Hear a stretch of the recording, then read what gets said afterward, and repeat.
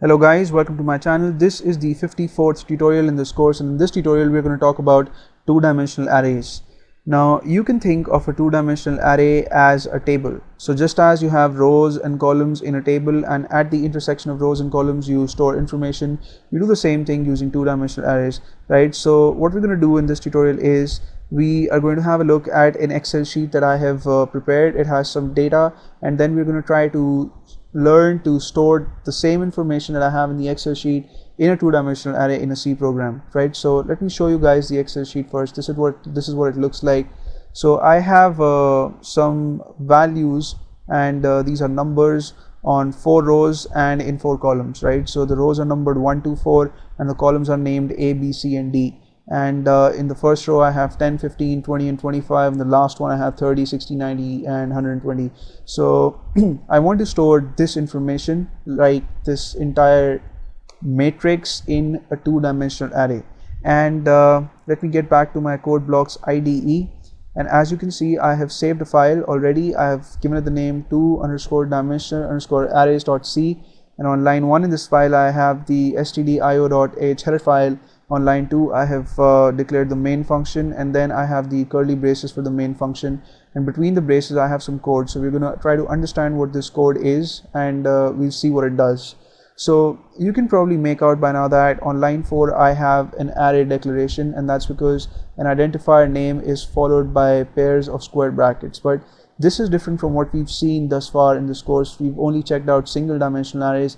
And for a single dimensional array, when you declare it, you just have to put one pair of square brackets after the array name. But for a two-dimensional array, you have to put 2 pairs, right? So in the first pair I have the number 4, in the second one I have the number 4 too.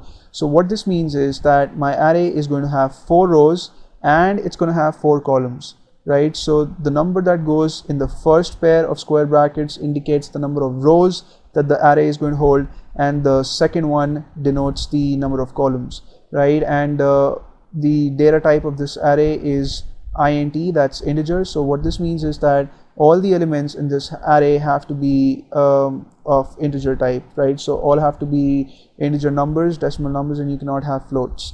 So the total number of elements in this array, you can obtain that by multiplying the numbers that are there between the square brackets, right? So you multiply 4 by 4, that's 16. So the array ARR in total is going to have 16 elements.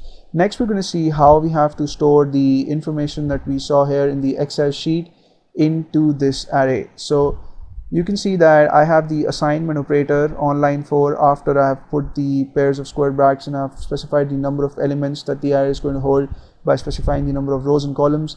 Then I have the opening curly brace for the array initialization, and I also have a corresponding closing curly brace on line number 9, right? And that's followed by a semicolon. So this entire thing makes one C statement, and the reason why I have spanned it over multiple lines is because I want to make this program readable. So white space doesn't play a role here, right? So you can have all the individual sets of values on one line, but I don't want that because that would just make things hard for us to understand. So after the opening curly brace for the ARR array initialization, I have a pair of curly braces, and between those braces I have the values that I want to be stored in the first row, right? So I have 10, 15, 20 and 25 between the first pair of curly braces, and then I have a comma symbol, right? So this comma will indicate to the compiler that this set has to be in the first row and what's going to follow is going to be on the second row, right? So the second set obviously is contained within curly braces as well, so is the third set, and so is the fourth set. And after you've mentioned all sets, you don't have to put a comma after the last set, you just have to put the closing curly brace for the array initialization, and you have to put a semicolon to terminate the statement, right? So I hope this is clear. And on line 10 I have declared 2 integers and I've given them names I and j, and these variables I'm going to use as control variables for my loops. So on line 11 I have a for statement that uses the I variable as the control variable, and it has the initial value 0 and it's going to loop till 3, right? So the indices for the first element in the ARR array are going to be 0 and 0, and the indices for the last element are going to be 3 and 3, right? So that's why we're going to loop from 0 to 3. And within the body of this for loop, I have another for statement that uses j as the control variable, and that again is going to have the value 0 initially, and it's going to loop till 3.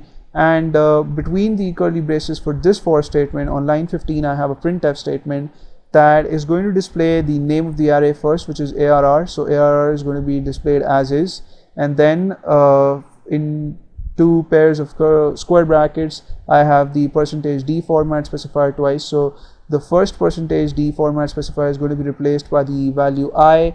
The second one is going to be replaced by the value j, and then you have another %d format specifier that's going to be replaced by the value of the element that is going to be obtained using the values in I and j, right? And then you have the new line escape sequence in the end, because we want each element value to be displayed on a fresh line. So let me build and run this program and show you guys the output. So there you go. We see that ARR00 contains 10, ARR01, which is the second element, contains 15, and then the last element contains 1296. So all elements have been printed, right? So you can do a lot of interesting stuff using two-dimensional arrays, and we're probably going to check out more applications of it in this course or in some other course that I make on C programming, you know, some advanced stuff. And you can have different multi-dimensional arrays. Actually, two-dimensional array is the simplest multi-dimensional array, and that's why I discussed it. I just wanted to give you guys an insight into what multi-dimensional arrays are, and this is a very deep subject, so you can explore it on your own if you wish to. And I just wanted to discuss this much in this tutorial, and thank you so much for watching this. And please subscribe to my channel in case you haven't already, and I'll see you guys in the next one, in which we'll discuss something interesting for sure. So please stay tuned for updates.